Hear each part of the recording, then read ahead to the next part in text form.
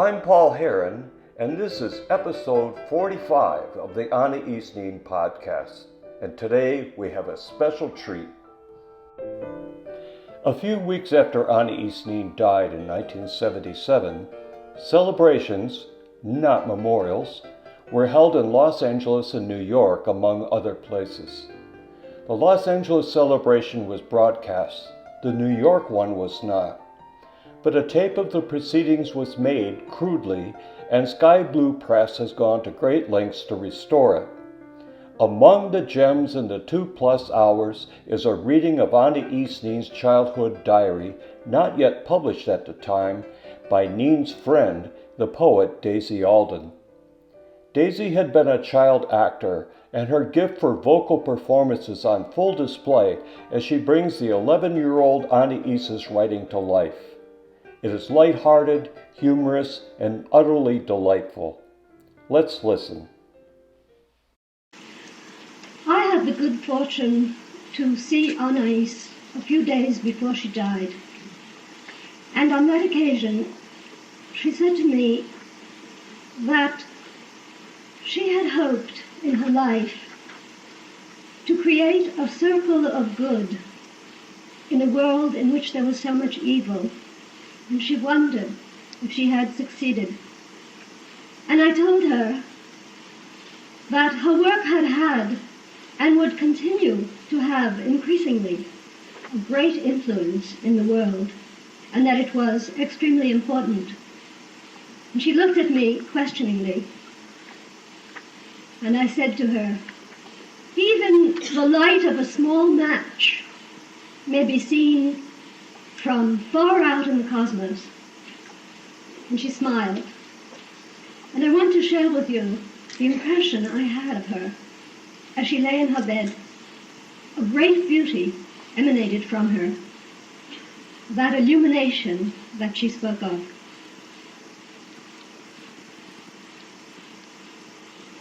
I'm going to read an excerpt from the diary of Anaïs Nin, the childhood and early years.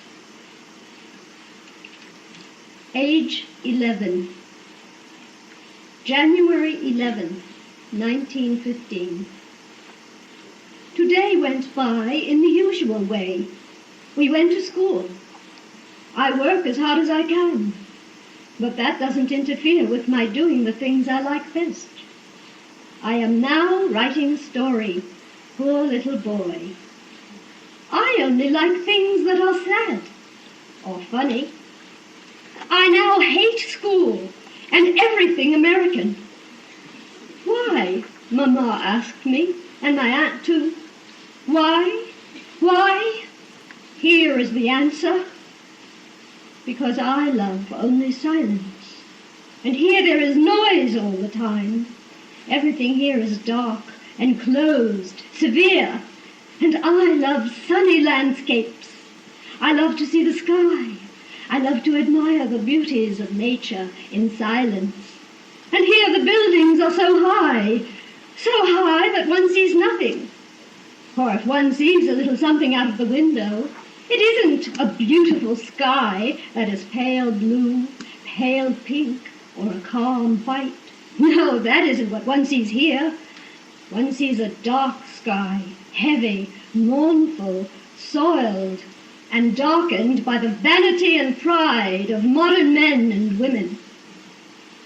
I say that because I don't like anything modern. I would like to live in the 1st century in ancient Rome. I would like to live in the time of the grand castles and gracious ladies. I would like to live in the time of Charlotte Corday, when every woman could become a heroine, and so on. The truth is, I would like to save France from its afflictions. But we are no longer living in the era of Joan of Arc or Jean Hachette. And the best thing I can do is keep quiet and out of sight. Where was I when I asked why I don't like America and got into the period when I would like to live? I shall go on, and I'm sure my diary has guessed the answer, and I can give my imagination free rein. Oh, if I could rise up and annihilate all those ambitious countries that are the cause of Belgium's misfortune and France's tears. But once again, I must bow my head and give way to older people who will come along later, perhaps, as I hope. I have to recognize that I am crazy. But since my diary is the diary of a madwoman, I can't write only reasonable things, and if I did, they wouldn't be my own thoughts. So while I wait for the great woman who will save France, I shall go to bed.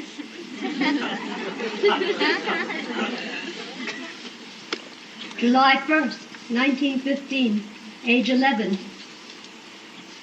At night, I often weep, and I think, alas, if I were a man, I would avenge the insults of our enemies.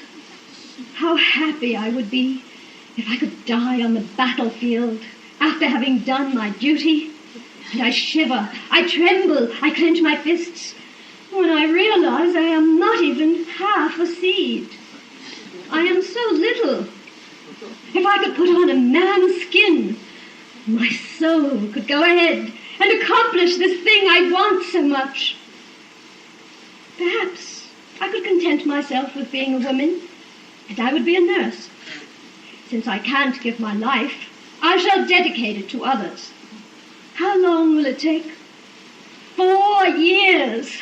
4 endless years to become a half-woman, to be 16 years old. Then, if I could cut my hair, an idle ornament, and put on a soldier's helmet, and making my eyes shine, and holding a weapon by sheer strength of will, my soul in readiness, and my ardent love for my country summoning all my strength, perhaps I could be a soldier. I dare not think of it. It would be the realization of my dearest dream as a Frenchwoman. After that, I would be content, and I could say, not just in dreams, I fought for France.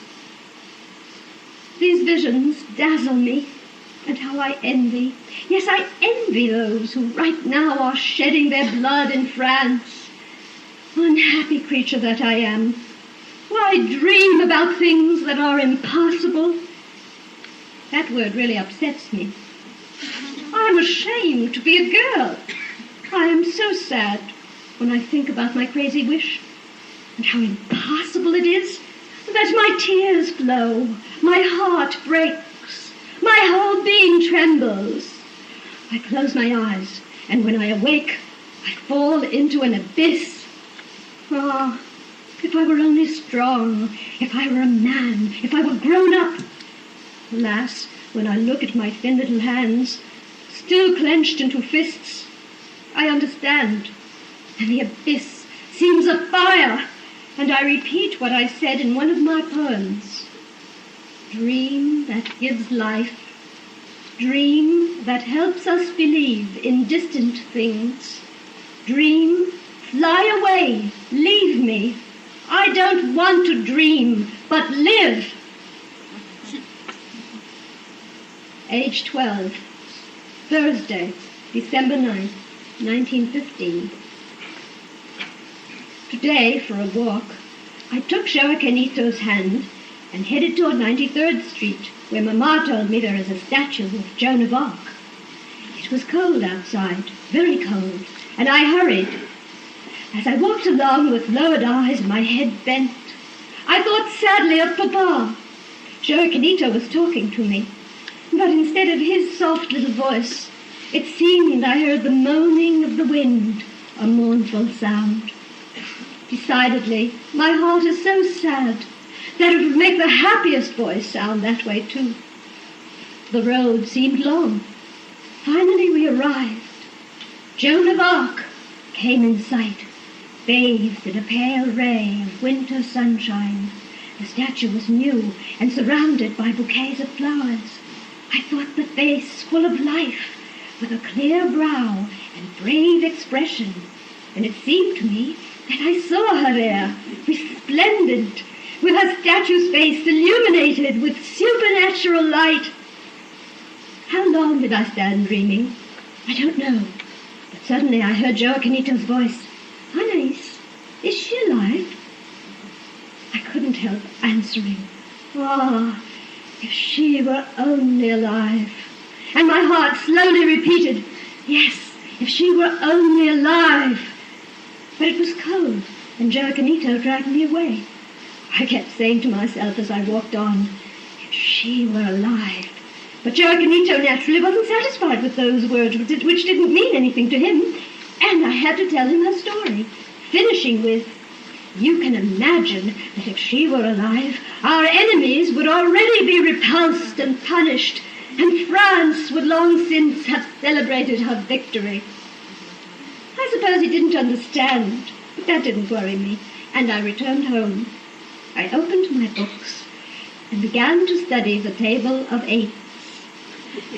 8 times 8. If she were alive, if she were alive. 10 times 8. If she were alive, if she were alive. I closed my homework impatiently, took a pencil, and wrote a short poem. Although it doesn't describe what I feel, I could then continue peacefully. 11 times 8 are 88.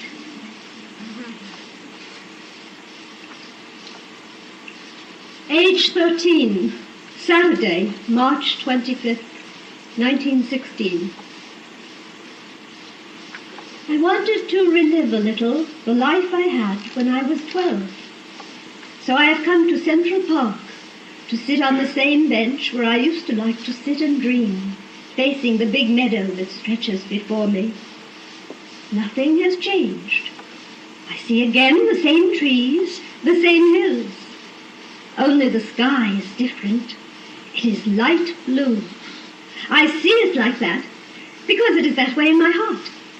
With the song of the birds, the warm sun, and the joy that enlivens spring, hope has come back into my heart. I am no longer unhappy. I am just sad. Along with the flowers, forgetfulness has blossomed in my soul. I have forgotten that I lived to suffer. I have looked the sun in the face and said to it, I want your light. It gave it to me. I dream of seeing France glorious and victorious. I dream of seeing Mamma and Papa together. I dream of seeing the infinite, a tiny bit ajar. I dream that I am strong, embattled, heroic, like Joan of Arc. I dream that I live and that I am happy. Why? Why do I dream that? Because I am not happy. I am separated from the one I love most in the world, my father. I feel useless and weak. I want something, but I don't know what. Something's missing in my life. I criticize those who are like me, and afterwards I'm angry with myself. Also, all those things make me dream that I am happy. For if I don't dream, I am conscious of all that is wrong. When I sit alone on a bench, then I forget myself. This afternoon, I stayed here for quite a while, writing all this. Then I walked with Joaquinito to the exit from the park. And I am sitting on a bench to finish these few lines. The walk is finished. So is the dream.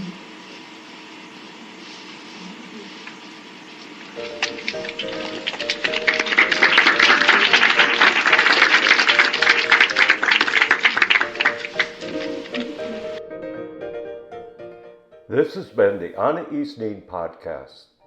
Thanks for listening. Until the next time.